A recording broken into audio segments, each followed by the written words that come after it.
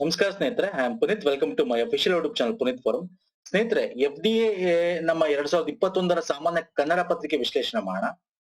ನಾವು ಕೆ ಪತ್ರಿಕೆ ಹೋಲಿಸ್ಕೊಂಡ್ರೆ ತುಂಬಾ ಈಸಿ ಇತ್ತು ಸ್ನೇಹಿತರೆ. ಓಕೆ, ಯಾಕಂದ್ರೆ ನಾನು ಮಾಡಿರ್ತಕ್ಕಂಥ ಜಸ್ಟ್ ನನ್ನೇ ತಾನೇ ಮಾಡಿದ್ದೆ.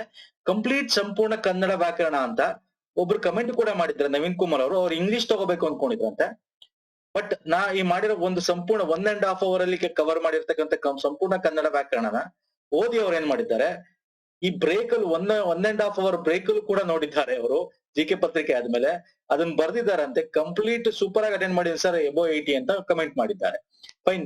SDA ಗೆ ದಯವಿಟ್ಟು ಇದನ್ನು ಕೂಡ ನೋಡ್ಕೊಂಡು ಹೋಗಿ. ಫೈನ್. ಇನ್ನು ಈ PDF ಬೇಕು ನನ್ನ ಟೆಲಿಗ್ರಾಮ್ ಚಾನಲ್ ಪುನೀತ್ ಫೋರಂ ನೀವು ಜಾಯ್ನ್ ಆಗ್ಬೋದು. ಲಿಂಕ್ ಕೂಡ ಡಿಸ್ಕ್ರಿಪ್ಷನ್ ಬಾಕ್ಸ್ ಅಲ್ಲಿ ಇದೆ. ಈ ಒಂದು ಇದು ಕೂಡ ನಿಮಗೆ PDF ಸಿಗುತ್ತೆ. Fine sir. ಸೊ ಕನ್ನಡ ಪತ್ರಿಕೆ ನೋಡಿದ್ರೆ ಸ್ನೇಹಿತರೆ, ನಮ್ಮ ಕೆ ಪತ್ರಿಕೆ ಹೋಲಿಸ್ಕೊಂಡ್ರೆ ಈಸಿ ಇದೆ. ಓಕೆ, ಇದು ಅನಾಲಿಸಿಸ್ ಮಾಡೋಣ. ಹೆಂಗೆ ಕ್ವಶನ್ ಸಾಲ್ವ್ ಮಾಡಬಹುದಾಗಿತ್ತು ಅಂತಕ್ಕಂಥದ್ದು ಕೂಡ ನೋಡ್ತಾ ಹೋಗೋಣ. ಕೆ ಪತ್ರಿಕೆಯಲ್ಲಿ ಡೋಂಟ್ ವರಿ, ಆಗೋಗಿದೆ, ಏನೋ ಮಾಡಕ್ಕಾಗಲ್ಲ. ಕೆ ಪತ್ರಿಕೆಯಲ್ಲಿ ಮೆಂಟಲ್ ಅಬಿಲಿಟಿ ಕೊಟ್ಟಿರ್ಲಿಲ್ಲ, ಬೇರೆ ಬೇರೆ ಇದ್ರಲ್ಲಿ ಕಮ್ಮಿ, ಎಕನಾಮಿಕ್ ಕಮ್ಮಿ ಕ್ವಶನ್ ಕೊಟ್ಟಿದ್ರು, ಬರೀ ಸೈನ್ಸ್ ಜಾಸ್ತಿ ಕೊಟ್ಟಿದ್ರು. ಫೈನ್ ಸರ್, ಇದೆಲ್ಲ ತಲೆ ಕೆಡ್ಸ್ಕೊಬಿಡಿ, ಆಗೋಗಿರೋದು ಬಿಟ್ಬಿಡಿ.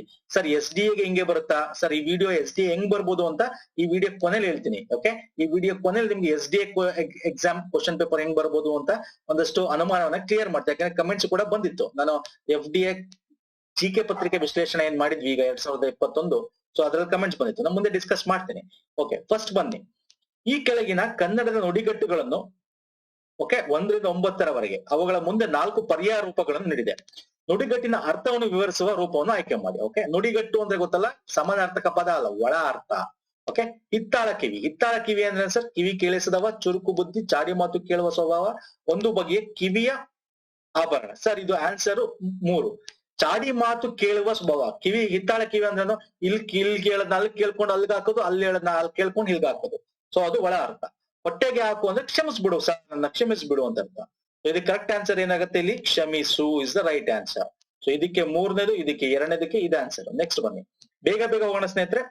ಎದೆ ತಟ್ಟಿ ಹೇಳು ಅಂದ್ರೆ, ನಾನು ಎದೆ ತಟ್ಟಿ ಹೇಳ್ತೀನಿ ಅಂದ್ರೆ ಅರ್ಥ ಏನು, ಜಂಬದಿಂದ ಹೇಳು ಅಲ್ಲ. ಓಕೆ, ಇದಲ್ಲ. ಅಹಂಕಾರದಿಂದ ಹೇಳು ಅಲ್ಲ.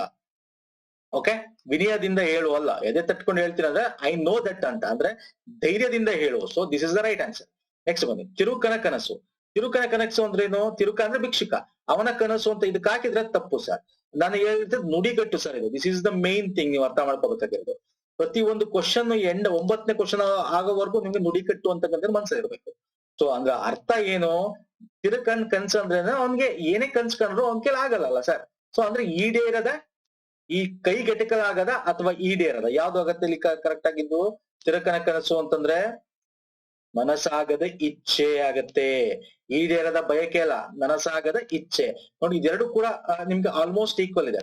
ಓಕೆ, ಈಗ ಈಡೇರದ ಬಯಕೆ ಅಂತ, ಬಯಕೆ ನಿಮ್ಗೆ ತಿರುಕನ್ಗೂ ಈಡೇರಲ್ಲ, ದುಡ್ಡಿರೋನ್ಗೂ ಅಷ್ಟೊಂದು ಬಯಕೆ ಇರುತ್ತೆ, ಈಡೇರಲ್ಲ. This is the right answer, ಮನಸ್ಸಾಗದ ಇಚ್ಛೆ. ನೆಕ್ಸ್ಟ್ ಬನ್ನಿ, ಗಗನ ಕುಸುಮ. ಗಗನ ಅಂದ್ರೇನು ಸರ್, ಹೈಟ್. ಸೊ ಗಗನ ಕುಸುಮ ಅಂದ್ರೆ ನನಗೆ ಸಿಗ್ತಾ ಇಲ್ಲ ಅಂತ, ಅಂದ್ರೆ ಸುಂದರವಾದ ಹೂವು ಅಂತ ಅಲ್ಲ ಅರ್ಥ. ಸಮಾನಾರ್ಥಕ ಪದ ಕೇಳಿರೋದು ಸರ್ ನುಡಿಗಟ್ಟು. Okay, so the right answer ಕೈಗೆ ಎಟಕದ್ದು. Okay, fine. ನೆಕ್ಸ್ಟ್ ಬನ್ನಿ, ಅಧಿಕ ಪ್ರಸಂಗ ಮಾಡು ಅಂದ್ರೆ ಏನು, ಅಧಿಕ ಪ್ರಸಂಗ ಅಂತಂದ್ರೆ ಅಧಿಕ ಅಂದ್ರೆ ಹೆಚ್ಚಿಗೆ ಮಾತಾಡು ಅಂತ ಹಾಕಿದ್ರೆ ತಪ್ಪಾಗುತ್ತೆ. ಓಕೆ, ಕೋಪಗಳು ಅಲ್ಲ, ಇದು ಅಲ್ಲ, ಆಟೋಮೆಟಿಕ್ ಇದೆರಡು ಹೋಯ್ತು. ರೈಟ್ ಆನ್ಸರ್ 2ನೇದು, ತನಗೆ ಸಂಬಂಧವಿಲ್ಲದ ವಿಷಯದಲ್ಲಿ ಭಾಗವಹಿಸೋದು. ಯಾರ ಮಾತಾಡ್ತಾರೆ ಅಧಿಕ ಪ್ರಸಂಗ ಮಾಡ್ಬೇಡ ಅಂತಾರೆ ಅಲ್ವಾ ಸರ್. ಸೊ ಅದ್ರ ಅರ್ಥ, ನೀನ್ ಬಂದಿಲ್ ಮಧ್ಯ ಮಾತಾಡ್ಬೇಡ ಅಂದ್ರೆ ಹೆಚ್ಚಿಗೆ ನಿನ್ ಸಂಬಂಧ ಇಲ್ಲ ಇದು, ಯಾಕೆ ಮಾತಾಡ್ತೀಯಾ ಅಂತ. Okay, fine. ಮೈ ಬಗ್ಸು ಅಂದ್ರೆ ಏನು ಸರ್, ಮೈ ಬಗ್ಸ್ಬೇಕು ಅಂದ್ರೆ ನೀನು ತಲೆ ಬಾಗು, ಶರಣಾಗು, ಶ್ರಮ ಪಡು, ಮತ್ತೆ ಯೋಗ ಮಾಡು ಅಂತಿದೆ. The right answer my bugs ಅಂದ್ರೆ ಶ್ರಮ, ಮೈ ಬಗ್ಸ್ ಕೆಲಸ ಮಾಡೋದು, ಶ್ರಮ ಪಡು ಅಂತ ಅರ್ಥ, ಒಳ ಅರ್ಥ, ನುಡಿಗಟ್ಟಿನ ಅರ್ಥ ಸರ್. ಓಕೆ, ಕಿವಿ ನೆಟ್ಟಗಾಗು ಅಂತಂದ್ರೇನು, ಇನ್ನೊಬ್ಬರ ಮಾತಲ್ಲಿ ಬಾಯಿ ಹಾಕು, ಕದ್ದು ಕೇಳು, ಕಿವಿ ಎತ್ತರಿಸು, ಕುತೂಹಲ ಹೆಚ್ಚಾಗು. ಇಲ್ಲಿ ಕದ್ದು ಕೇಳು ಕೂಡ ಸರಿಯಾಗತ್ತೆ, ಕುತೂಹಲ ಹೆಚ್ಚಾಗು ಕೂಡ ಸರಿ ಇದೆ. ಕರೆಕ್ಟ್ ಆನ್ಸರ್ ನಾವು ನೋಡೋದಾದ್ರೆ, ಡೀಟೇಲ್ ಆಗಿ ನಾವು ನೋಡೋದಾದ್ರೆ ಕುತೂಹಲ ಹೆಚ್ಚಾಗು is right answer. But again ಅವರು FDA KPS ಇಂದ ಏನ್ ಬಿಡ್ತಾರೆ ಗೊತ್ತಿಲ್ಲ. ಸೊ ಅಟ್ ಪ್ರೆಸೆಂಟ್ ನಾವು ಕುತೂಹಲ ಹೆಚ್ಚಾಗು ಅಂತ ತಿಳ್ಕೋಣ. Okay sir, fine. ನೆಕ್ಸ್ಟ್ ಬನ್ನಿ, ಎಂಜಲು ಕೈಯಲ್ಲಿ ಕಾಗೆ ಓಡಿಸದವ ಅಂದ್ರೆ ಅರ್ಥ ಏನು ಸರ್, ಒಬ್ಬ ಎಂಜಲು ಕೈಲು ಕಾಗೆ ಓಡಿಸಲ್ಲ. ಯಾಕೆ ಹೇಳಿ, ಅವ್ನ ಕೈಲಿ ಎಂಜಲಲ್ಲಿ ಅನ್ನದಗ್ಲಿ ಇರುತ್ತೆ, ಅದು ವೇಸ್ಟ್ ಆಗ್ಬಿಡುತ್ತೆ ಅಂತ ಏನಂತೀವಿ ನಾವು, ಜಿಪುಣ. 4th is the right answer. Fine sir. Next ಬನ್ನಿ, ಪಶ್ಚಿಮಕ್ಕೆ ಕನ್ನಡದಲ್ಲಿ ಏನೆನ್ನುತ್ತಾರೆ. ಇದು ಸೂಪರ್ ಈಸಿಯೆಸ್ಟ್ ಕ್ವಶನ್ ಇದು, ಪಡುವಣ. 2nd is the right answer sir. ಸದಿ ಬಿರುಚಿನ ಬಿಡಿಸಿದಾಗ ಏನಾಗುತ್ತೆ, ಸತ್ ಪ್ಲಸ್ ಅಭಿರುಚಿ ಆಗುತ್ತೆ. ಓಕೆ, ಸತ್ ಪ್ಲಸ್ ಅಭಿರುಚಿ, ಸದ್ ಪ್ಲಸ್ ಅಲ್ಲ, ಸತ್ ಬಿಡಿಸಿ ಬರೆಯೋದು ಅಂದ್ರೆ ಹೀಗೆ ಬರೀಬೇಕು, ಸತ್ ಪ್ಲಸ್ ಅಭಿರುಚಿ. ನಾವು ಸಂಧಿಗಳು ಮಾಡ್ತೀವಲ್ಲ, ಸೊ ಗೊತ್ತಿರತ್ ನಿಮ್ಗೆ. ಫೈನ್. ಓಕೆ, ನೆಕ್ಸ್ಟ್ ಬನ್ನಿ. ಗುಲಾಬಿ. ಗುಲಾಬಿ ಅಂತಕ್ಕಂಥದ್ದು ಯಾವ ಭಾಷೆಯ ಪದ? ಇದು ಸಿಂಪಲ್, ಇದು ಉರ್ದು ಭಾಷೆಯ ಪದ. ಗುಲಾಬಿ ಇಸ್ ಉರ್ದು ಭಾಷೆ ಪದ ಸ್ನೇಹಿತರೆ. ಓಕೆ, ನೆಕ್ಸ್ಟ್ ನೋಡಿ, P Q R S. Sir, ಇದು ಸಿಂಪ್ಲೆಸ್ಟ್ ವೇ ಆಫ್ ಆನ್ಸರಿಂಗ್. ನಾನು ಒಂದಷ್ಟು chapter wise P Q R S concept ಕೂಡ ಹೇಳಿದೆ. ಏನು ಮಾಡ್ಬೇಡಿ, ಜಸ್ಟ್ ಆಪ್ಷನ್ ನೋಡ್ಕೊಂಡು ಓದ್ಕೊಂಡು ಸಾಲ್ವ್ ಮಾಡ್ಬೋದು ಸಿಂಪಲ್ ಆಗಿ. ಫೈನ್. ಫಸ್ಟ್ ಏನ್ ಮಾಡೋಣ, ಕ್ವಶನ್ ಓದ್ಕೋಣ. ಇದು ಕನ್ನಡ ವೃತ್ತಗಳ ಗಾಯತ್ರಿ ಎಂದು ಕರೆಯುತ್ತಾರೆ. ಫೈನ್. ಓಕೆ. ಕ್ರಿಸ್ತ ಶಕ, ಇದು ಫಸ್ಟ್ ಬರಕ್ ಸಾಧ್ಯ ಇಲ್ಲ. ಆಕ್ಚುಲಿ ಯಾವಾಗ್ಲೂ ಒಂದು ಇಂಡಿಪೆಂಡೆಂಟ್ ವಾಕ್ಯ ಮೊದಲು ಬರ್ಬೇಕಾಗುತ್ತೆ. ಕ್ರಿಸ್ತ ಶಕ 700 ಬಾದಾಮಿ ಶಾಸನದ 3 ಪದ್ಯಗಳಿಂದ ಪ್ರಥಮ ದರ್ಶನವಾಗುತ್ತದೆ. ಇದು ಬರೋ ಚಾನ್ಸಸ್ ಇದೆ. ಬಟ್ ನೋಡೋಣ. ನಾಗವರ್ಮನು ತನ್ನ ಕೃತಿಯಲ್ಲಿ ಉಲ್ಲೇಖಿಸಿರುವ ಎಳೆ ತ್ರಿಪದಿಗೆ ಮೂಲವಾಗಿರಬೇಕು. ಫೈನ್. ನೆಕ್ಸ್ಟ್ ಬನ್ನಿ. ತ್ರಿಪದಿಗೆ ನಮಗೆ ಉಪಲಬ್ಧವಾದ ಅತ್ಯಂತ ಪ್ರಾಚೀನ ಚಂದೋರೂಪ. ಸೊ ಆಟೋಮೆಟಿಕ್ ಆಗಿ ನಮ್ಗೆ ಇಲ್ಲಿ ಏನ್ ಗೊತ್ತಾಗ್ತಾ ಹೋಗುತ್ತೆ ಅಂದ್ರೆ, ಪಿ ಮತ್ತೆ ಎಸ್ ಬರಕ್ ಸಾಧ್ಯನೇ ಇಲ್ಲ, ಇಂಡಿಪೆಂಡೆಂಟ್ ಬೇಕು. ಇಲ್ಲ ಕ್ಯೂ ಅಥವಾ ಆರ್ ಇರಬೇಕು. ಇಲ್ಲಿ ನೋಡಿ, ಇಲ್ಲಿ ಕ್ಯೂ ಇದೆ ಮತ್ತೆ ಆರ್ ಇದೆ, ಎರಡು ಇದೆ. ಸೊ ಆಟೋಮೆಟಿಕ್ ಆಗಿ ಇದೆರಡು ಕ್ಯಾನ್ಸಲ್ ಆಗ್ಬಿಡುತ್ತೆ. ನೀವು ಓದಲೇ ಬೇಕಾಗಿಲ್ಲ, ಈ ಎರಡನ್ನ ಚೆಕ್ ಮಾಡ್ಬೇಕಾಗತ್ತೆ. ಫಸ್ಟ್ ಏನ್ ಮಾಡ್ಬೋಣ ಸರ್, ನನಗಿಲ್ಲ ಅನ್ಸ್ತಾ ಇರೋ ಪ್ರಕಾರ ಕ್ರಿಸ್ತ ಶಕ ಅಂತ ಯಾವಾಗ್ಲೂ ಬರೋದು ಹೆಂಗೆ ಅಲ್ವಾ ಸರ್, ಇದು ನೋಡ್ಕೊಂಡು ಹೋಗೋಣ. ಇಲ್ಲಿ ಏನಿದೆ, ಕ್ಯೂ ಇದೆ, ಎಸ್ ಇದೆ, ಆರ್ ಪಿ ಇದೆ. ಕ್ಯೂ ಏನು ಸರ್, ಕ್ರಿಸ್ತ ಶಕ 700 ಬಾದಾಮಿ ಶಾಸನದ 3 ಪದ್ಯಗಳಲ್ಲಿ ಪ್ರಥಮ ದರ್ಶನವಾಗುತ್ತದೆ ಅಂತಿದೆ. ಫೈನ್. ನೆಕ್ಸ್ಟ್ ಏನಿದೆ, ಇಲ್ಲಿ ಎಸ್ ಇದೆ. ತ್ರಿಪದಿ ನಮಗೆ ಉಪಲಬ್ಧವಾದ ಅತ್ಯಂತ ಪ್ರಾಚೀನ ಚಂದರೂಪ. Yes, very good. ನೆಕ್ಸ್ಟ್ 6, ನಾಗವರ್ಮನು ತನ್ನ ಕೃತಿಯಲ್ಲಿ ಉಲ್ಲೇಖಿರುವ ಎಳೆ ತ್ರಿಪದಿಗೆ ಮೂಲವಾಗಿ. ಎಸ್, ಇದಾದ್ಮೇಲೆ ಇದು ಬರ್ಲೇಬೇಕು, ಯಾಕಂದ್ರೆ ಫಸ್ಟ್ ಇದು ಬರಕ್ ಸಾಧ್ಯ ಇಲ್ಲ, ಇದೇ ಬರಬೇಕು. ತ್ರಿಪದಿ ಬಗ್ಗೆ ಒಂಚೂರು ನಮ್ಗೆ ಇಂಟ್ರೊಡಕ್ಷನ್ ಬೇಕಾಗುತ್ತೆ. ಸೊ ಹಾಗಾಗಿ S, Q S R P is the right answer. ನೋಡಿ, ಸಿಂಪಲ್ ಆಗಿ ನಾವು ಇದನ್ನ ಮಾಡಬಹುದು. ಓಕೆ, ನೆಕ್ಸ್ಟ್ ನೋಡೋಣ ಬನ್ನಿ. ಮನುಷ್ಯನು ಮಾತ್ರ ಮಾತನಾಡುವ ಕಲೆ ಬಲ್ಲವನಾಗಿದ್ದನು. Okay, fine. ಈ ಜೀವಜಾಲದಲ್ಲಿ ಕೆಲವೇ ಜೀವಿಗಳು ಮಾತ್ರ ಧ್ವನಿ ಉತ್ಪಾದಿಸುವವುಗಳಾಗಿವೆ, ಅವುಗಳಲ್ಲಿ ಅಂತಿದೆ. ಫೈನ್. So fine. ನೆಕ್ಸ್ಟ್ ಬನ್ನಿ. ಮನುಷ್ಯನ ಮಾತಿಗೆ ಪೂರಕವಾಗಿ ನಗುವೆಂಬ ಅನುಭವದ ಆಭರಣವನ್ನು ದೇವನಿತ್ತ ಕೊಡುಗೆ. ಫೈನ್. ಪ್ರಪಂಚದಲ್ಲಿ 84 ಲಕ್ಷ ಜೀವರಾಶಿಗಳಿವೆ ಎಂಬ ತರ್ಕವಿದೆ. ಫಸ್ಟ್ ಹಿಂಗ್ ಓದ್ಕೊಂಡ್ಬಿಡ್ಬಿಡಿ, ಆಗ ನಿಮಗೆ ಯಾವ್ದ್ರ ಬಗ್ಗೆ ಮಾತಾಡ್ತಾ ಇದಾರೆ ಅಂತ ಗೊತ್ತಾಗುತ್ತೆ. ಫೈನ್. ನೆಕ್ಸ್ಟ್ ಆಪ್ಷನ್ ಬನ್ನಿ ಸರ್. ನಾ ಬೇಗ ಹೋಗ್ತಾ ಇದೀನಿ, ತಲೆ ಕೆಡ್ಸ್ಕೊಬೇಡಿ. ನೀವ್ ಏನ್ ಮಾಡಿ ಅಂದ್ರೆ, ಸ್ಪೀಡ್ ನ ನೀವು ಬೇಕಾದ್ರೆ ಕಮ್ಮಿ ಮಾಡ್ಕೊಳ್ಳಿ. ಯೂಟ್ಯೂಬ್ ಅಲ್ಲಿ ನಿಮಗೆ ಮೇಲ್ಗಡೆ 3 ಚುಕ್ಕಿ ಇರುತ್ತೆ, ಸ್ಪೀಡ್ ಕಮ್ಮಿ ಮಾಡ್ಕೋಬಹುದು. Okay sir. ಫೈನ್. ನಾರ್ಮಲ್ ಇಂದ ಸ್ವಲ್ಪ 0.75 ಮಾಡ್ಕೊಳ್ಳಿ, ಸ್ಪೀಡ್ ಕಮ್ಮಿ ಬೇಕು ಅಂದ್ರೆ. Okay sir. ಫೈನ್. ಇಲ್ಲಿ ನಮಗೆ ನೋಡ್ತಾ ಹೋದ್ರೆ ಸರ್, ಯಾವ ಒಂದು ಕರೆಕ್ಟ್ ಆಗುತ್ತೆ? ಓಕೆ, ಇಲ್ಲ, ಇಲ್ಲಿ ಈ ಜೀವ ಅಂತಿದೆ. ಓಕೆ, ಮನುಷ್ಯನು ಮಾತ್ರ ಇದಾಗಕ್ಕೂ ಚಾನ್ಸ್ ಇಲ್ಲ, ಪಿ ಆಗಕ್ ಚಾನ್ಸ್ ಇಲ್ಲ.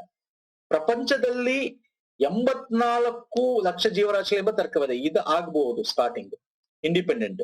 ಈ ಜೀವ ಯಾವ ಜೀವ? ಸೊ ಕ್ಯೂ ಆಗಕ್ಕೂ ಚಾನ್ಸ್ ಇಲ್ಲ. ಓಕೆ, ಸೊ ಆಟೋಮೆಟಿಕ್ ಆಗಿ ಕ್ಯೂ ಮತ್ತೆ ನಮಗೆ ಪಿ ಇಲ್ಲ. Okay, fine. ಇನ್ನು ಎಸ್ ಇದೆ. ಎಸ್, ಮನುಷ್ಯನು ಮಾತಿಗೆ ಪೂರಕವಾಗಿ ನಗುವೆಂಬ ಅನುಭವದ ಆಭರಣವನ್ನು ದೇವನಿತ್ತ ಕೊಡುಗೆ. ಓಕೆ, ಸೊ ಈ ಮೂರನ್ನು ಚೆಕ್ ಮಾಡ್ಬೇಕಾಗತ್ತೆ ನಾವು. ಸೊ 2 ಎಸ್ ಇದ್ರಿಂದ ಕನ್ಫ್ಯೂಸ್ ಮಾಡಕ್ಕೆ ಎಸ್ ನ 2 ಕೊಟ್ಟಿದೆ ಅಂದ್ರೆ ಎರಡಲ್ಲಿ ಯಾವ್ದಾರ ಒಂದಿರ್ಬೋದಲ್ಲ. ಫಸ್ಟ್ ಎಸ್ ನ ಚೆಕ್ ಮಾಡೋಣ. ಮೇಲ್ಗಡೆಯಿಂದ ಬನ್ನಿ. ಎಸ್ ಏನು sir? Okay, S P R Q ಇದೆ. ಎಸ್ ಏನು, ಪ್ರಪಂಚದಲ್ಲಿ 84 ಲಕ್ಷ ಜೀವರಾಶಿಗಳಿವೆ ಎಂಬ ತರ್ಕ ಇದೆ. ಫೈನ್. ಪಿ ಏನಿದೆ, ಮನುಷ್ಯನು ಮಾತ್ರ ಮಾತನಾಡುವ ಕಲೆ ಬಲವನಾಗಿದೆ. ಓಕೆ, ಆರ್ ಅನ್ನು ಮನುಷ್ಯನ ಮಾತಿಗೆ ಪೂರಕವಾಗಿ ನಗುವೆಂಬ ಅನುಭವದ ಆಭರಣವನ್ನ ದೇವನಿತ್ತ ಕೊಡುಗೆ ಅಂತಿದೆ. ಫೈನ್. ನೆಕ್ಸ್ಟ್ ಕ್ಯೂ, ಈ ಜೀವಜಾಲದಲ್ಲಿ ಕೆಲವು ಜೀವಿಗಳು ಮಾತ್ರ ಧ್ವನಿ ಉತ್ಪಾದಿಸುವಾಗಿದೆ, ಅವುಗಳಲ್ಲಿ. ನೋಡಿ, ಅವುಗಳಲ್ಲಿ ಎಂಬುದು ಮುಂದೆ ಇಲ್ಲ. ಸೊ ಆಟೋಮೆಟಿಕ್ ಆಗಿರುತ್ತೆ, ಇದು ತಪ್ಪಾಗುತ್ತೆ. ಸೊ ಉಳ್ದಿರೋದು ಯಾವುದು?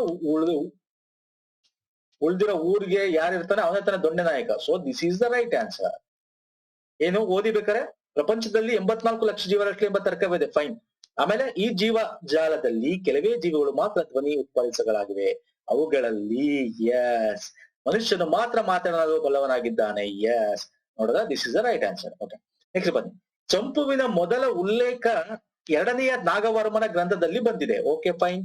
ಆದರೆ ಅವನು ಚಂಪುವೆಂದು ಕರೆದವರು ವಿರಳ. ಓಕೆ, ಅವನು ಸಮಕಾಲೀನವಾದನಾದ ಉದಯಾದಿತ್ಯನ ಗ್ರಂಥದಲ್ಲಿಯೂ ಬಂದಿದೆ. ಓಕೆ, ಕನ್ನಡ ಕವಿಗಳಲ್ಲಿ ಕೆಲವರು ಮೊದಲಿನಿಂದಲೂ ಚಂಪುಗಳನ್ನು ಬರೆದಿದ್ದಾರೆ. ಸೊ ಇಲ್ಲಿ ಯಾವ್ದು ಕರೆಕ್ಟ್ ಆಗುತ್ತೆ ಸರ್?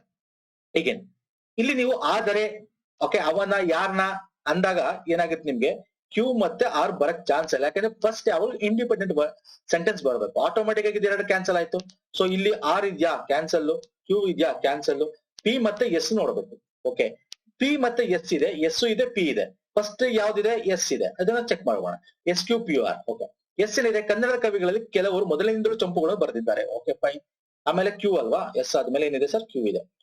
ಆದರೆ ಅವನನ್ನು ಚಂಪುವೆಂದು ಕರೆದವರು ವಿರಳ. ಓಕೆ, ಪಿ ಏನಿದೆ? ಚಂಪುವಿನ ಮೊದಲ ಉಲ್ಲೇಖ ಎರಡನೆಯ ನಾಗವರ್ಮನ ಗ್ರಂಥದಲ್ಲಿ ಬಂದಿದೆ. ಎಸ್, ಸರಿ ಇದೆ. ಓಕೆ, ನೆಕ್ಸ್ಟ್ ಲಾಸ್ಟ್ ಆರ್ ಇದೆ. ಅವನ ಸಮಕಾಲೀನನಾದ ಉದಯಾದಿತ್ಯನ ಗ್ರಂಥದಲ್ಲಿಯೂ ಬಂದಿದೆ. ಎಸ್, ಮೋಸ್ಟ್ ಪ್ರಾಬ್ಲಿ ಇದು ಕರೆಕ್ಟ್ ಅನ್ಸುತ್ತೆ. ನೋಡ, ಇದನ್ನ ಚೆಕ್ ಮಾಡ್ಬೋಣ, ಯಾಕಂದ್ರೆ ಕ್ರಾಸ್ ವೆರಿಫೈ ಮಾಡೋದು ತುಂಬಾ ಇಂಪಾರ್ಟೆಂಟ್. ಓಕೆ, ಚಂಪುವಿನ ಮೊದಲ ಉಲ್ಲೇಖ ಎರಡನೇ ನಾಗವರ್ಮನ ಗ್ರಂಥದಲ್ಲಿ ಬಂದಿದೆ. ಓಕೆ, ಆರ್ ಏನಿದೆ, ಅವನ ಸಮಕಾಲೀನಾದ ಉದಯಾದಿತ್ಯನ ಗ್ರಂಥದಲ್ಲಿಯೂ ಬಂದಿದೆ. ಓಕೆ, ಎಸ್, ಕನ್ನಡ ಕವಿಗಳಲ್ಲಿ ಕೆಲವರು ಮೊದಲಿಂದಲೂ ಚಂಪುಗಳನ್ನು ಬರೆದಿದ್ದಾರೆ. ಓಕೆ, ಆದ್ರೆ ಅವನನ್ನು ಚಂಪುವೆಂದು ಕರೆದವರು ವಿರಳ. ಇದು ಕರೆಕ್ಟ್ ಅನ್ಸ್ತಾ ಇದೆ. So most probably sir this is the right answer ಆಗುತ್ತೆ. ಯಾಕೆ ರೈಟ್ ಆನ್ಸರ್ ಆಗುತ್ತೆ ಅಂದ್ರೆ, ಮೊದಲನೇದು ಇಂಡಿಪೆಂಡೆಂಟ್ ಆಗಿರ್ಬೇಕು ಅಂತ ಹೇಳಿದೆ. ಚಂಪು ಬಗ್ಗೆ ಮಾತಾಡ್ತಾ ಇದ್ದಾರೆ ಇಲ್ಲಿ. ಚಂಪು ಫಸ್ಟ್ ನಾವು ತಗೊಳಕ್ಕಾಗಲ್ಲ, ಯಾಕಂದ್ರೆ ಚಂಪುಗೆ ಇಂಟ್ರೊಡಕ್ಷನ್ ಅನ್ನು ಬೇಕಾಗಿದೆ. ಚಂಪುಗೆ ಇಂಟ್ರೊಡಕ್ಷನ್ ಎಲ್ಲಿ ಕೊಡುತ್ತೆ? ಇದು ಕೊಡುತ್ತೆ. ಕನ್ನಡ ಕವಿಗಳು ಕೆಲವರು ಮೊದಲನೇ ಚಂಪುಗಳನ್ನು ಬರೆದಿದ್ದಾರೆ. ಸೊ ಇಲ್ಲಿ ಇಂಟ್ರೊಡಕ್ಷನ್ ಚಂಪು ಬಗ್ಗೆ ಬಂತು, ಆಮೇಲೆ ಚಂಪು ಎತ್ಕೋಬೇಕು ನಾವು. ಸೊ ಎಸ್ ಆದ್ಮೇಲೆ ಪಿ ಬರಕ್ ಸಾಧ್ಯ. So this is the right answer. ನೋಡಿದ್ರ ಸರ್, ನೀವು ಅನಲೈಸ್ ಮಾಡ್ಬೇಕು ಸರ್, ತುಂಬಾ ಟೈಮ್ ಇರುತ್ತೆ, ಮಾಡಿದ್ರೆ ನಿಮ್ಗೆ ರೈಟ್ ಆನ್ಸರ್ ಗೊತ್ತಾಗ್ತಾ ಹೋಗುತ್ತೆ. ಫೈನ್, ನೆಕ್ಸ್ಟ್ ಬನ್ನಿ. ನೆಕ್ಸ್ಟ್ ಏನು? ಪಿ, ಹರಿಹರನು ರಾಜನಾಗಿ ತನ್ನ ಸಹೋದರ ನೆರವನ್ನು ಪಡೆದನು. Okay sir, ಪಡೀಲಿ. ನೆಕ್ಸ್ಟ್, ಅವನು ಸ್ವತಂತ್ರದ ರಾಜ್ಯವನ್ನು ಸ್ಥಾಪನೆ ಮಾಡಿ ಕನ್ನಡ ಸಂಸ್ಕೃತಿಯನ್ನು ಬೆಳೆಸಿದರು. ಓಕೆ, ರಾಜ್ಯವನ್ನು ವಿವಿಧ ಭಾಗಗಳಾಗಿ ವಿಂಗಡಿಸಿ ಒಬ್ಬೊಬ್ಬರನ್ನು ಒಂದೊಂದು ಭಾಗಕ್ಕೆ ಅಧಿಕಾರಿಯನ್ನಾಗಿ ನೇಮಿಸಿದನು. ಫೈನ್. ವಿಜಯನಗರ ಸಾಮ್ರಾಜ್ಯ ಸಂಗಮ ಪುತ್ರರಾದ ಹಕ್ಕಬುಕ್ಕರಿಂದ ಸ್ಥಾಪಿತವಾಯಿತು. ಓಕೆ, ಇಲ್ಲಿ ಕರೆಕ್ಟ್ ಆನ್ಸರ್ ಯಾರು? ಹೇಗೆ? ಇಲ್ಲಿ ನೋಡಿ, ನೋಡಿದ ತಕ್ಷಣ ಹೇಳ್ಬಿಡು ಸರ್, ಯಾವುದೇ ಆದ್ರೂ ಇದು ವಿಜಯನಗರ ಸಾಮ್ರಾಜ್ಯದ ಬಗ್ಗೆ ಮಾತಾಡ್ತಾ ಇದ್ದಾರೆ. ಸೊ ಆಟೋಮೆಟಿಕ್ ಆಗಿ ಸಾಮ್ರಾಜ್ಯ ಸ್ಥಾಪನೆ ಆಗ್ಬೇಕು ಫಸ್ಟ್ ಅಲ್ವಾ? ಸೊ ಎಸ್ ಕರೆಕ್ಟ್ ಆನ್ಸರ್ ಆಗುತ್ತೆ. ಅಂಡ್ ನೀವು ಸ್ವಲ್ಪ ತಲೆ ಉಪಯೋಗಿಸಿದ್ರೆ ಎರಡು ಎಸ್ ಕೊಟ್ಟಿದ್ದಾನಂದ್ರೆ ಮೋಸ್ಟ್ ಪ್ರಾಬ್ಲಿ ಎರಡಲ್ಲಿ ಒಂದಿರುತ್ತೆ. ಕನ್ಫ್ಯೂಸ್ ಮಾಡಕ್ಕೆ ಎರಡು ಕೊಟ್ಟಿರ್ತಾನೆ, ಚೆಕ್ ಮಾಡ್ಲಿ ಅಂತ. ಸೊ ಮೋಸ್ಟ್ ಪ್ರಾಬ್ಲಿ ಎರಡಲ್ಲಿ ಒಂದಾಗಿರ್ಬೇಕು. ಓಕೆ ಫೈನ್, ಎರಡು ಚೆಕ್ ಮಾಡ್ಬೋಣ ಅಲ್ಲ ಸರ್, ಬೇರೆದಕ್ಕೆ ಹೋಗೋದೇ ಬೇಡ. ಎಸ್ ಆರ್ ನೋಡೋಣ, S R Q P first ನೋಡೋಣ.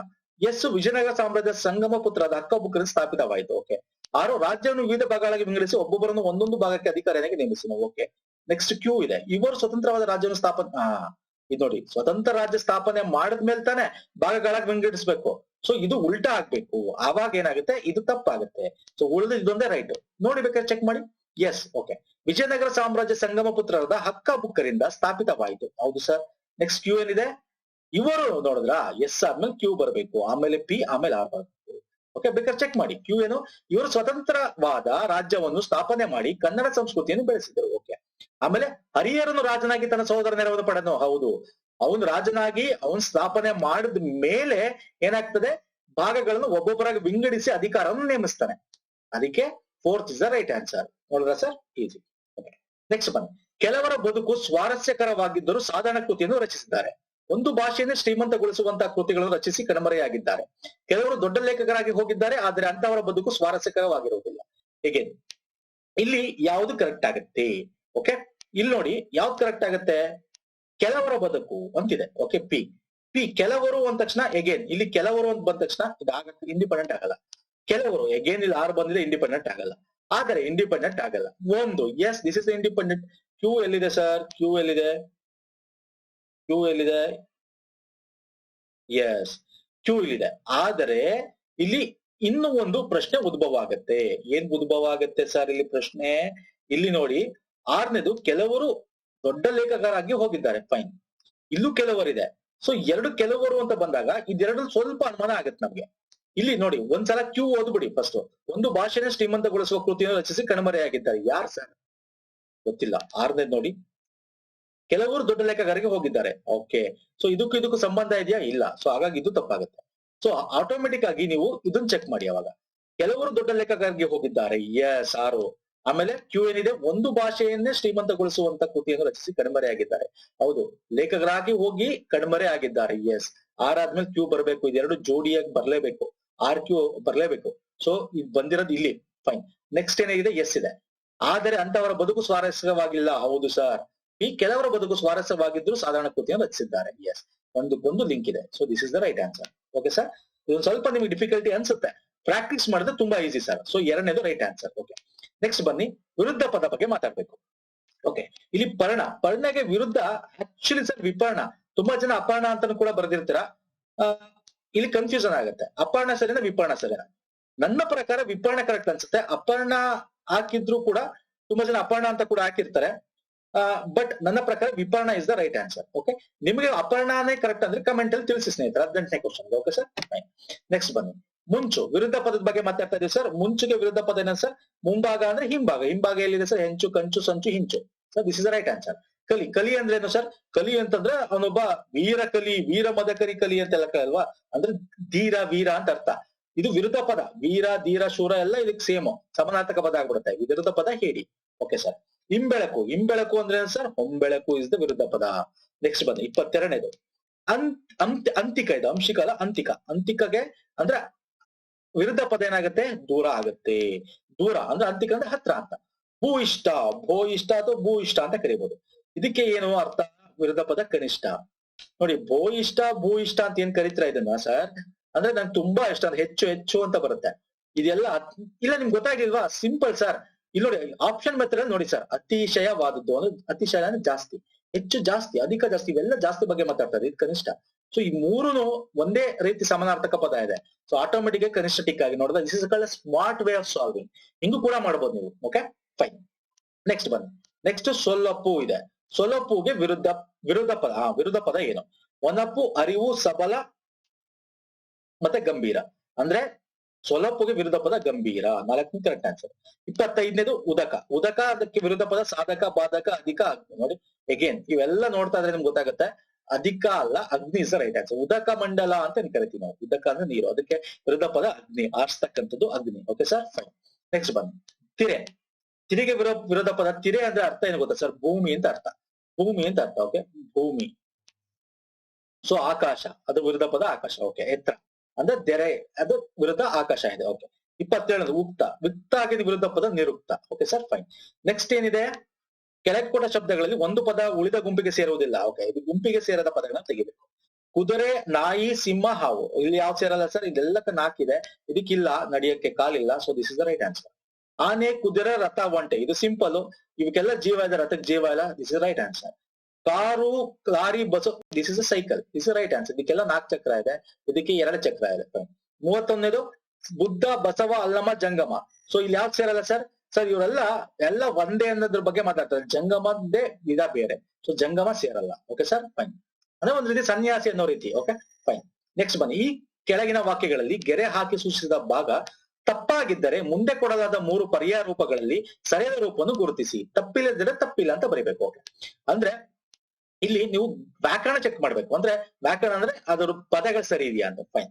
32ನೇ ಕ್ವಶನ್ ಬಂದ್ಬೋಣ. ಎಲ್ಲಿ 32ರಿಂದ 40 ತನಕ. Fine sir. ಸಭೆಗೆ ಹರ್ಷೋದ್ಗಾರದಿಂದ ಮುಗಿಯಿತು. ಹರ್ಷೋದ್ಗಾರ ಸರಿ ಇದೆಯಾ ಸರ್? ಇಲ್ಲಿ ಯರ್ಷೋದ್ಗಾರ, ಹರ್ಷೋದ್ಗಾರ ಯಾವ್ದಿದೆ ಸರಿ ಇದೆಯಾ ಸರ್? ಇದು ಹರ್ಷೋದ್ಗಾರ. ಹರ್ಷೋ ನೋ, ತಪ್ಪಿದೆಯಲ್ಲ ಸರ್? ಅಲ್ವಾ ಸರ್?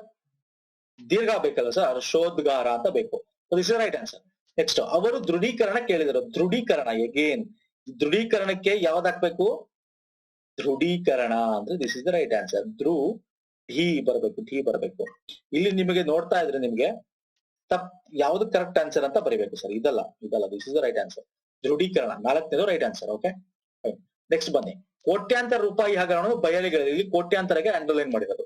ಸೊ ಕೋಟ್ಯಾಂತರಗೆ ಯಾವುದು? ಇದು ತಪ್ಪಿಲ್ಲ, ಸರಿ ಇದೆ. ಕೋಟ್ಯಾಂತರ, ಕೋಟ್ಯಾಂತರ ಅಂತ ಬರೀಬಹುದು, ಕೋಟ್ಯಾಂತರ ಅಂತ ಕೂಡ ಬರೀಬಹುದು. ಇದು ತಪ್ಪಿಲ್ಲ. ನೆಕ್ಸ್ಟ್ 35 ಸಾಲ ಬಾಧೆಯಿಂದ ನರಳಿದರು. ಸೊ ಯಾವ್ದು ಇಲ್ಲಿ? ಸಾಲ ಬಾಧೆ ಅಂತ ಬರೀತಾರ, ಬಾಧೆ ಅಂತ ಬರೀತಾರ. ಸಾಲ ಬಾಧೆ. So this is the right answer. ಅಲ್ವಾ ಸರ್? ನೆಕ್ಸ್ಟ್ ಬನ್ನಿ. ಒಳ್ಳೆಯ ಕಾರ್ಯಕ್ಕೆ ಮೀನಾಮೇಷ ಎಣಿಸಬಾರದು. 36ನೇದು. ಸೊ ಮೀನಾಮೇಷನ ಕರೆಕ್ಟ್ ಇದೆಯಾ? ಮೀನಮೇಷ ಅಂತ ಹೇಳ್ತೀವಿ, ಮೀನಾಮೇಷ ಅಂತ ಕರಿತೀವ.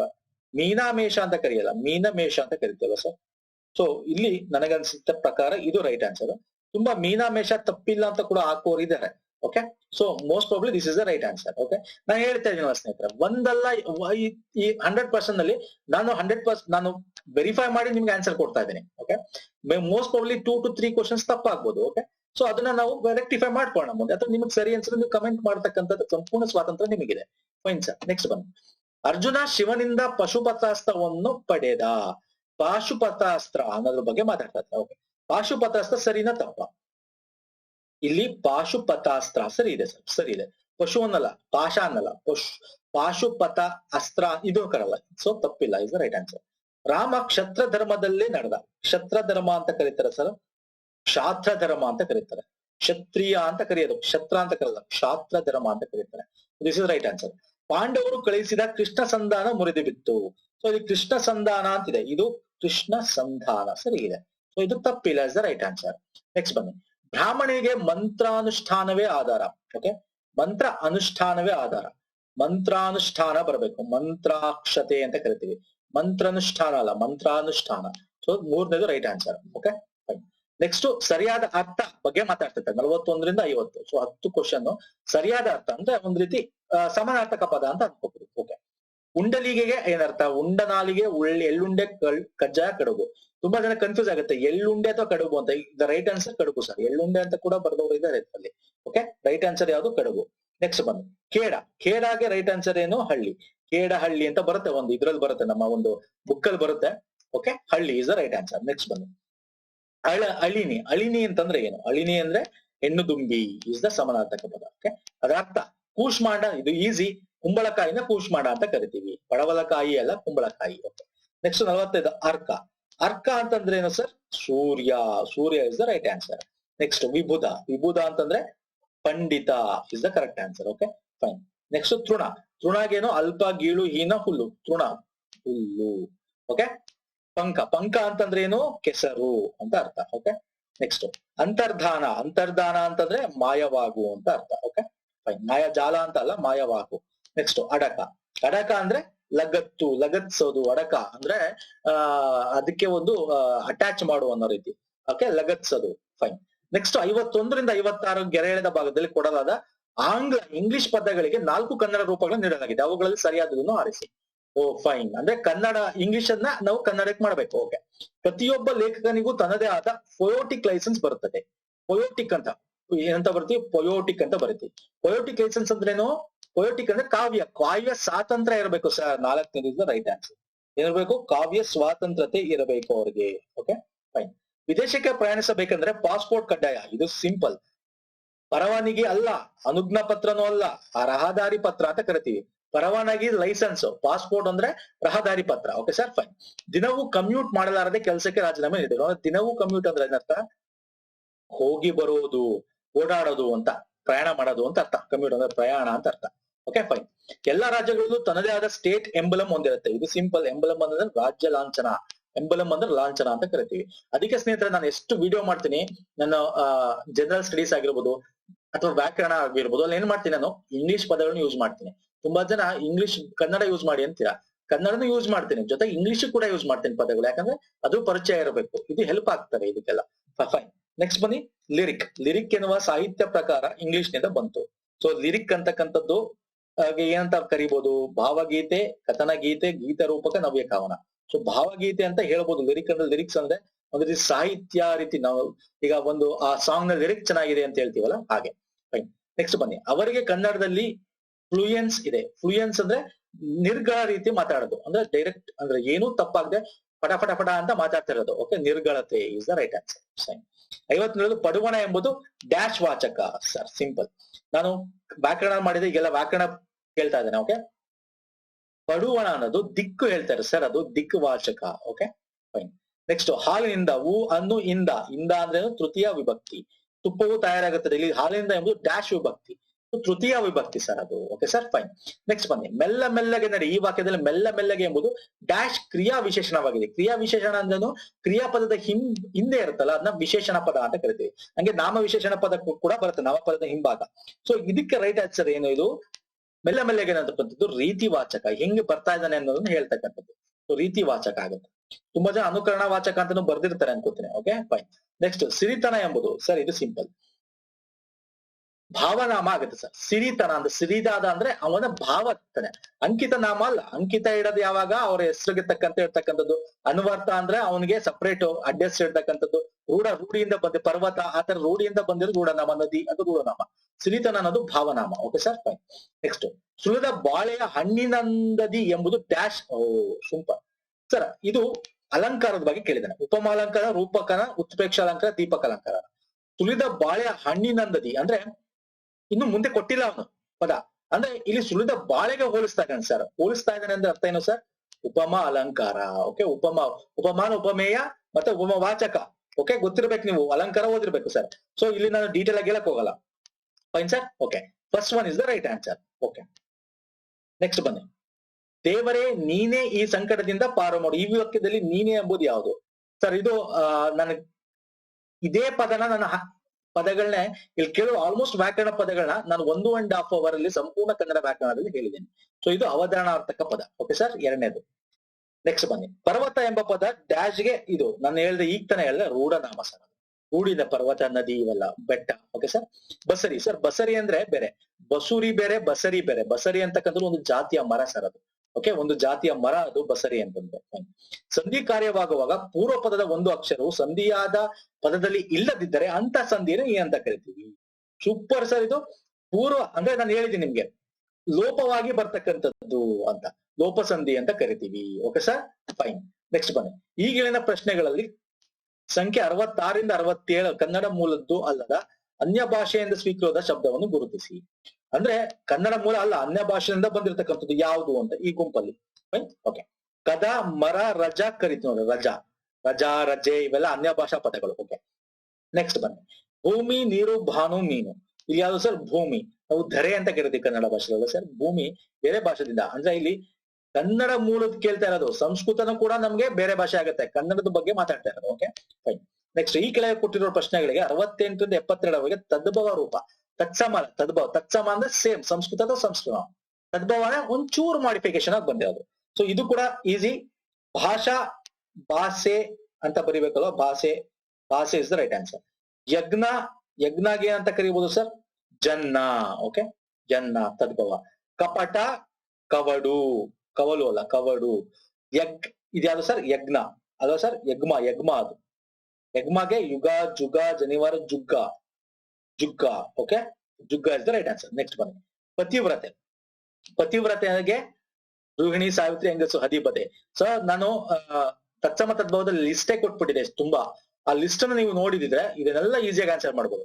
ಸಿಂಪಲ್ ಇದು. Okay, fine. ಇದು ಕರ್ಮಧಾರ ಸಮಾಸಕ್ಕೆ ಒಂದು ಉದಾಹರಣೆ. ಅಯ್ಯೋ, ತುಂಬಾ ಎಷ್ಟು ಈಸಿ ಕರ್ಮಧಾರ ಸಮಾಸಕ್ಕೆ. ಕರ್ಮಧಾರ ಸಮಾಸ ಏನ್ ಹೇಳುತ್ತೆ? ಎರಡು ಕೂಡ ಏನಾಗಿರ್ಬೇಕು ಸರ್? ಇಲ್ಲಿ ಏನಾಗಿರ್ಬೇಕು ಕರ್ಮಧಾರೆಯಲ್ಲಿ? ನಮ್ಮ ಈ ಕಡೆ ಸೈಡ್ ಪೂರ್ವ ಪದ ಇದೆಯಲ್ಲ, ಪೂರ್ವ ಪದ ನಮಗೆ ಒಂದು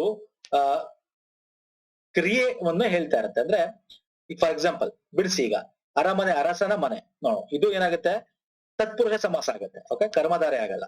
ಅಂಗೈ, ಅಂಶಿ ಸಮಾಸ ಆಗುತ್ತೆ. ಆ ಮನೆ, ಅಯ್ಯೋ ಇದಂತೂ ನಮಗೆ ಲಾಸ್ಟ್ ಗಮಕ ಸಮಾಸ ಅಲ್ಲ ಸರ್. ಬೆಳ್ಕೊಡುಗೆ ಅಂತಕ್ಕಂಥದ್ದು ಇಸ್ ದ ರೈಟ್ ಆನ್ಸರ್. ಬೆಳ್ಗೋಡೆ ಅಂತಿದೆಯಲ್ಲ, ಬೆಳ್ಕೊಡುಗೆ ಅಲ್ಲ, ಬೆಳ್ಗೋಡೆ, ಬಿಳಿದಾದ ಕೊಡೆ. ಓಕೆ, ಸೊ ಕರ್ಮಧಾರೆಯ ಸಮಾಸ. ಫೈನ್. ನೆಕ್ಸ್ಟ್ ಬನ್ನಿ, ಕನ್ನಡದ ಮೊಟ್ಟ ಮೊದಲ ಉಪಲಬ್ಧವಾದ ಗ್ರಂಥ. ಇದು ಸಿಂಪಲ್ ಕ್ವಶನ್. ಯಾವುದು? ಕವಿರಾಜ ಮಾರ್ಗ. ಇದು ಪಂಪನ ಬಿರುದುಗಳಲ್ಲೊಂದು. ಯಾವುದು ಸರ್ ಪಂಪನ ಬಿರುದುಗಳಲ್ಲೊಂದು? ನಾಡೋಜ. Very good. ಸರ್ವಜ್ಞ ಅಲ್ಲ, ನಾಡೋಜ. ಓಕೆ, ಸ್ವರಕ್ಕೆ ಸ್ವರ ಪರವಾದಾಗ ಕೆಲವು ವೇಳೆ ಸಂಧಿ ಆಗೋದಿಲ್ಲ. ಇದನ್ನ ವ್ಯಾಕರಣದಲ್ಲಿ ಏನಂತ ಕರಿತೀವಿ? ಸಂಧಿ ಆಗದಿರೋದ್ನ ಸಂಧಿ ವಿಕಲ್ಯ ಅಂತ ಬರ್ದಿದ್ರೆ ತಪ್ಪಾಗುತ್ತೆ. ಪ್ರಕೃತಿ ಭಾವ ಅಂತ ಕರಿತೀವಿ. Okay sir, fine. K S Narasimhaswamy ಅವರ ಯಾವ ಕೃತಿಗೆ ಪಂಪ ಪ್ರಶಸ್ತಿ ಬಂದಿದೆ? ನೋಡಿ, ಇಲ್ಲಿ ತುಂಬಾ ಜನ ಕನ್ಫ್ಯೂಸ್ ಆಗ್ತೀರಾ. ಒಂದು ಮೈಸೂರು ಮಲ್ಲಿಗೆ, ದುಂಡು ಮಲ್ಲಿಗೆ. ಮೈಸೂರು ಮಲ್ಲಿಗೆ ಕೂಡ ಕೆ ಎಸ್ ನರಸಿಂಹಸ್ವಾಮಿ ಅವ್ರದ್ದು. ರೈಟ್ ಆನ್ಸರ್ ಎಲ್ಲ ಯಾವುದು? ದುಂಡು ಮಲ್ಲಿಗೆಗೆ ಅವ್ರಿಗೆ ಏನ್ ಬಂದು ಕೃತಿಗೆ ಪಂಪ ಪ್ರಶಸ್ತಿ ಬಂದಿರತಕ್ಕಂಥದ್ದು. Fine sir. ನೆಕ್ಸ್ಟ್ ಬನ್ನಿ, ನೆಕ್ಸ್ಟ್, ಅಭಿನವ ಪಂಪ ಎಂದು ತನ್ನನ್ನು ಕರೆದುಕೊಂಡ ಕವಿ ಯಾರು? ಯಾರು sir? Nagachandra is the right answer. Fine. ಹಂಪೆಯ ಹರೀಶ್ವರನ ವರಸುತನೆಂದು ತನ್ನನ್ನು ಗುರುತಿಸಿಕೊಂಡ ಕವಿ ಯಾರು? ಯಾರು ಸರ್? ರಾಘವಾಂಕ. ಓಕೆ, ರಾಘವಾಂಕ ಗುರುತಿಸಿಕೊಂಡಿದ್ದು. ನೆಕ್ಸ್ಟ್ ಬನ್ನಿ, ಅರ್ಥವನ್ನು ವಿಭಜಿಸುವುದು ಎನ್ನುವುದಕ್ಕೆ ಹೀಗೆ ಅಂತಾರೆ. ಸಮಾಸ, ಸಂಧಿ, ವಿಭಕ್ತಿ. ಅರ್ಥವನ್ನ ವಿಭಜಿಸುದು ಸರ್. ವಿಗ್ರಹ ವಾಕ್ಯ ಯಾವುದು ಸರ್? ಸಮಾಸ ಸರ್. ಸಂಧಿ ಸುಮ್ಮನೆ ಬಿಡಿಸ್ತೀವಿ, ಇದು ಅರ್ಥವನ್ನು ವಿಭಜಿಸುತ್ತೆ. Okay, fine. ನೆಕ್ಸ್ಟ್ ಬನ್ನಿ, ಕನ್ನಡದ ಆದಿ ಕವಿ ಎಂದು ಗುರುತಿಸುವ ಕವಿ ಯಾರು? ಅಯ್ಯೋ, ಸಿಂಪಲ್ ಕ್ವಶನ್. ಇಂತ ನೋಡಿ ಎಷ್ಟು ಸಿಂಪಲ್ ಕ್ವಶನ್ಸ್ ಕೂಡ ಕೇಳಿದಾನ ಅಲ್ವಾ ಸರ್ ಪಂಪ. ಅಶ್ವತ್ಥಾಮನ್. ಇದು ಒಂದು ಡ್ಯಾಶ್ ನಾಟಕ, ದುರಂತ ನಾಟಕ. ಓಕೆ, ಇದು ಒಂದು ದುರಂತ ನಾಟಕ. ಕನ್ನಡದಲ್ಲಿ ಒಟ್ಟು ಡ್ಯಾಶ್ ವಿಭಕ್ತಿಗಳಿವೆ ಸರ್? 7 ಸರ್. 7 ವಿಭಕ್ತಿಗಳಿವೆ. ಓಕೆ, 7. ನೆಕ್ಸ್ಟ್ ಬನ್ನಿ, ದಾಖಲೆ ಇರುವ ಕನ್ನಡದ ಅತ್ಯಂತ ಪ್ರಾಚೀನ. ನೀವು ವಿಭಕ್ತಿ ಎಷ್ಟಿದೆ ಅಂತ ಪುನಃ ನಾನು ಇಲ್ಲಿ ಎಕ್ಸ್ಪ್ಲೇನ್ ಮಾಡಕ್ ಹೋಗಲ್ಲ. ಓಕೆ, ಸೊ ಇದೆಲ್ಲ ನೀವು ನೋಡ್ಕೋಬೇಕು. STA ಗೆ ತುಂಬಾ ಇಂಪಾರ್ಟೆಂಟ್ ಆಗುತ್ತೆ. ಫೈನ್. ದಾಖಲೆ ಇರುವ ಕನ್ನಡದ ಅತ್ಯಂತ ಪ್ರಾಚೀನ ಪದ ಯಾವುದು ಸರ್? ಪ್ರಾಚೀನ ಪದ ತುಂಬಾ ಜನ ಅಸಗ ಅಂತ ಹೇಳ್ತಾರೆ, ಇಸಿಲಾ ಅಂತ ಹೇಳ್ತಾರೆ. ಮೋಸ್ಟ್ ಪ್ರಾಬಬ್ಲಿ ಇಸಿಲಾ ಇರಬೇಕು, ಬಟ್ ನನಗೆ ಅಸಗಗೂ ಡೌಟ್ ಇದೆ. ಸೊ ಇಸಿಲಾ ರೈಟ್ ಅಂತ ಹಾಕಿರೋಣ ಇವಾಗ. ಓಕೆ, ಅಸಗ ಕೂಡ ನನಗೆ ಡೌಟ್ ಇದೆ ಸ್ವಲ್ಪ. ಫೈನ್. ನೆಕ್ಸ್ಟ್ ಬನ್ನಿ, ಇದು ಅಚ್ಚ ಕನ್ನಡದ ಒಂದು ಪದ. ಯಾವುದು ಸರ್ ಅಚ್ಚ ಕನ್ನಡದ ಒಂದು ಪದ? ಊರು. ಊರು ಅಚ್ಚ ಕನ್ನಡ. ಓಕೆ, ಯಾವುದೇ ಆದ ಬೇರೆ ಸಂಸ್ಕೃತ ಆಗ್ಲಿ ಬೇರೆದಿಂದ ತಗೊಂಡಿಲ್ಲ. ಫೈನ್. ಕನ್ನಡ ವರ್ಣಮಾಲೆ ವಿವರ ಇರುವ ಕನ್ನಡದ ಒಂದು ಶಾಸನ ಯಾವುದು? ಕೆರೆಸಂತೆ ಶಾಸನ. ಓಕೆ, ಕೆರೆಸಂತೆ ಶಾಸನದಲ್ಲಿ ಇರ್ತಕ್ಕಂಥದ್ದು. ಓಕೆ, ಜಿನವಲ್ಲಭಾಲ, ಹಲ್ಮಿಡಿ ನಮ್ಗೆ ಗೊತ್ತು, ನಮ್ಮ ಮೊದಲ ಶಾಸನ ಕನ್ನಡದ್ದು ಅದಲ್ಲ, ಕೆರೆಸಂತೆ ಶಾಸನ. ಬನ್ನಿ ನೆಕ್ಸ್ಟ್, ಈ ಕೆಳಗಿನ ಕ್ರಿಯಾಪದಗಳನ್ನು ಪ್ರಶ್ನೆ ಸಂಖ್ಯೆ 87 ಮತ್ತು 88 ನಿಷೇಧಾರ್ಥಕದಲ್ಲಿ ಬರೆಯಿರಿ. ಅಂದ್ರೆ ಇಲ್ಲಿ ಕ್ರಿಯಾಪದ ಕೊಟ್ಟಿದ್ದ ಅದ ನಿಷೇಧಾರ್ಥಕ ರೂಪ ಬರೀಬೇಕು. ಬಂದನು, ಬಂದನಿಗೆ ನಿಷೇಧಾರ್ಥಕಗಳನ್ನು ಬರನು, ಬರನು is the right answer. Okay, ಬರನು, ಬಾರನು ಅಲ್ಲ, ಬರನು. ತಿನ್ನು, ತಿನ್ನುಗೆ ತಿನ್ನರು, ತಿನ್ನೆನು, ತಿನ್ನುವುದಿಲ್ಲ, ತಿನ್ನನು, ತಿನ್ನನು is the right answer. Okay, ಭಕ್ತಿ ಭಂಡಾರಿ ಎಂದು ಪ್ರಸಿದ್ಧರಾದ ವಚನಕಾರ ಯಾರು? ಅಯ್ಯೋ, ಸಿಂಪಲ್ ಕ್ವಶನ್ ಸರ್ ಇದು, ಬಸವಣ್ಣ. ಇಂಥ ಸಿಂಪಲ್ ಕ್ವಶನ್ ಬಿಟ್ರೆ ತುಂಬಾ ಏನಾಗುತ್ತೆ, ಕಷ್ಟ ಆಗುತ್ತೆ ಸ್ನೇಹಿತರೆ. ಓಕೆ, ಕುಮಾರವ್ಯಾಸನ ಕೃತಿ, ಇದು ಈಸಿ. ಜೈಮಿನಿ ಭಾರತ ಅಲ್ಲ, ತೊರವೇನೋ ಅಲ್ಲ, Karnataka Katha Bharata Kathamanjari. Yes, this is right answer. ಇದು ನಮ್ ಕುವೆಂಪು ಅವ್ರದ್ದು. ನೆಕ್ಸ್ಟ್ ಬನ್ನಿ, ಕರಕರಿಸು ಪದದ ಸಮಾನಾರ್ಥಕ ಪದ ಡ್ಯಾಶ್. ಕರಕರಿಸು ಅಂದ್ರೇನು? ಮೋಸ್ಟ್ ಪ್ರಾಬಬ್ಲಿ ಚಿಂತಿಸು. ಚಿಂತಿಸು ಇಸ್ ದ ರೈಟ್ ಆನ್ಸರ್. ನಜ ಬಜ ಜಂ ಜರಂ ಇದು ಯಾವ ವೃತ್ತದ ಲಕ್ಷಣ? ಸೊ ಇಲ್ಲಿ ವೃತ್ತಗಳನ್ನ ಹಾಕ್ಬೇಕು. ಈಗ ಇದ್ರ ಬಗ್ಗೆ ಡಿಸ್ಕಸ್ ಮಾಡಲ್ಲ ನಾನು. ಇದ್ರ ಛಂದಸ್ಸು ನೋಡಿ, ನನ್ನ ಚಾಪ್ಟರ್ ವೈಸ್ ವಿಡಿಯೋ ಮಾಡಿದೀನಿ, ಅಲಂಕಾರ, ವೃತ್ತ ಎಲ್ಲ ಪ್ಲೇ ಲಿಸ್ಟೇ ಇದೆ. ಬೇಕಾದ್ರೆ ಈ ವಿಡಿಯೋದ ಡಿಸ್ಕ್ರಿಪ್ಷನ್ ಬಾಕ್ಸ್ ಅಲ್ಲಿ ಹಾಕ್ತೀನಿ. 3 ವಿಡಿಯೋಗಳ ಇದೆ, ಅದನ್ನ ನೋಡಿ ಒಂದ್ಸರಿ ಸ್ನೇಹಿತರೆ. ಓಕೆ, ಇದು ಚಂಪಕ ಮಾಲೆ. ಫೈನ್. ಇವನೊಬ್ಬ, ಈ ಪದದಲ್ಲಿ ಸಂಧಿ ಯಾವ್ದಾಗತ್ತೆ? ಇವನೊಬ್ಬ ಎಂತ ಬರ್ತೀರಾ? ಇವನು ಪ್ಲಸ್ ಒಬ್ಬ. ಇವನು ಪ್ಲಸ್ ಒಬ್ಬ ಅಂತ ಬರೋದ್ರೆ ಏನಾಗುತ್ತೆ? ಇವನು ಪ್ಲಸ್ ಒಬ್ಬ ಬರೋದ್ರೆ ಏನಾಗುತ್ತೆ ಸರ್? ಇವನು ಓ ಮತ್ತೆ ಓ. ಸೊ ಇವನೊಬ್ಬ ನೋ ಆಗ್ತಾ ಇದೆ ಇದು. ಸೊ ಇದು ಏನಾಗುತ್ತೆ? ಲೋಪ ಆಗಿ ಬರ್ತಾ ಇದೆ, ಲೋಪ ಸಂಧಿ ಸರ್. ಫೈನ್. ಸೊ ಎರಡನೇದು ಕರೆಕ್ಟ್. ನೆಕ್ಸ್ಟ್ ಉಣುಮು ಅಂದ್ರೆ, ಉಣುಮು ಅಂತಂದ್ರೆ ಉಬ್ಬಿರು ಅಥವಾ ಹೊರಹೊಮ್ಮು. ಸೊ ಮೋಸ್ಟ್ ಪ್ರಾಬಬ್ಲಿ ಉಣುಮು ಅಂತಂದ್ರೆ ಹೊರಹೊಮ್ಮು ಇರಬೇಕು ಅನ್ಕೋತೀನಿ ನಾನು. ಉಬ್ಬಿರು ಕೂಡ ಹೇಳ್ತಾರೆ, ಹೊರಹೊಮ್ಮು is the right answer. Okay, next ಬನ್ನಿ. ವಾರ್ಧಕ ಷಟ್ಪದಿಯ 3 ಮತ್ತು 6ನೇ ಷಟ್ಪದಿ ಬಗ್ಗೆ ಕೇಳಿದ್ದಾರೆ. 6ನೇ ಸಾಲಿನಲ್ಲಿರುವ ಮಾತ್ರೆಗಳ ಒಟ್ಟು ಸಂಖ್ಯೆ ಎಷ್ಟು? 2 ಸಾಲುಗಳ ಒಟ್ಟು ಸಂಖ್ಯೆ 32 ಸ್ನೇಹಿತರೆ. ಇದನ್ನ ಗುರು ಹೆಂಗ್ ಹಾಕೋದು, ಲಘು ಹೆಂಗ್ ಹಾಕೋದು, ಷಟ್ಪದಿ ಅಂದ್ರೇನು, ಕಂದ ಪದ್ಯ ಅಂದ್ರೇನು, ಓಕೆ, ಇದನ್ನೆಲ್ಲ ನಾನು ಛಂದಸ್ಸು ಅನ್ನೋ ಒಂದು ಚಾಪ್ಟರ್ ಅಲ್ಲಿ ಮಾಡಿದ್ದೇನೆ. ಅಲಂಕಾರ ಅಂತ ಒಂದು ಚಾಪ್ಟರ್, ದಯವಿಟ್ಟು ನೋಡ್ಕೊಂಡು ಹೋಗಿ ಸ್ನೇಹಿತರೆ. ನೋಡಿ, ಒಂದೊಂದು ಕ್ವಶನ್ ಬಂದ್ರೆ ಈಸಿ ಕ್ವಶನ್ಸ್ ಇರುತ್ತೆ, ಆರಾಮಾಗಿ ನೀವು ಆನ್ಸರ್ ಮಾಡಬಹುದು. ಫೈನ್. ಬದುಕು ಬದಲಿಸಬಹುದು, ಇದು ಯಾರ ಕೃತಿ? ಯಾರ್ದ ಕೃತಿ ಸರ್ ಇದು? ನೇಮಿಚಂದ್ರನ ಕೃತಿ.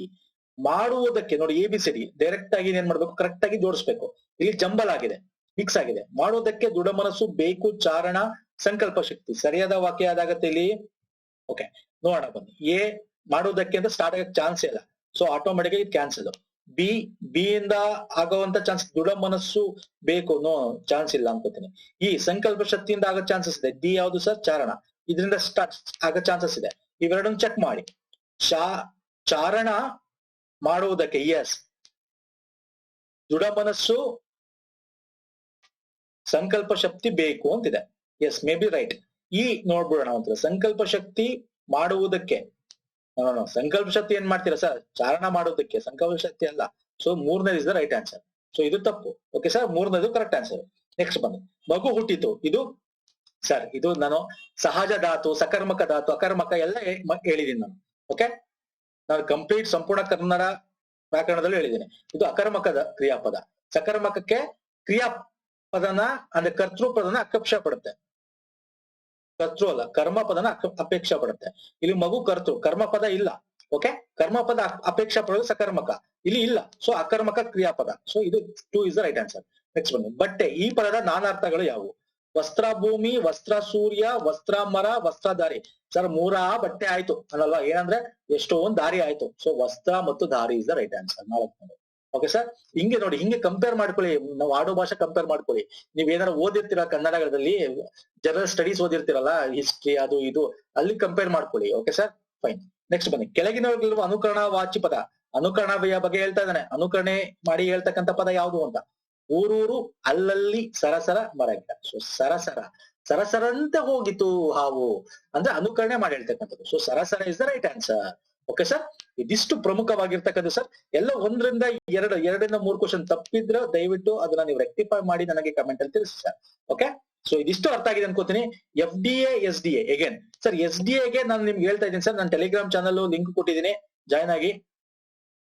SDA ಗೆ ಏನಕ್ಕೆ ಅಂದ್ರೆ ನಾನು ಸಪರೇಟ್ ವಿಡಿಯೋನ ಮಾಡ್ತೇನೆ ಸರ್. SDA ಗೆ ಹಿಂಗೆ ಬರುತ್ತಾ ಪೇಪರ್ ಸರ್? ಹೇಳಕ್ಕಾಗಲ್ಲ. SDA ಅಲ್ಲಿ ನಿಮ್ಗೆ ಮೆಂಟಲ್ ಎಬಿಲಿಟಿ ಕೊಟ್ಟಿಲ್ಲ, FDA ಅಲ್ಲಿ ಬೇರೆ ಬೇರೆ ಕಮ್ಮಿ ಕ್ವಶನ್ ಇದೆ ಅಂದ್ರೆ SDA ಪೇಪರ್ ಅಲ್ಲಿ ಉಲ್ಟಾ ಕೇಳಬಹುದು.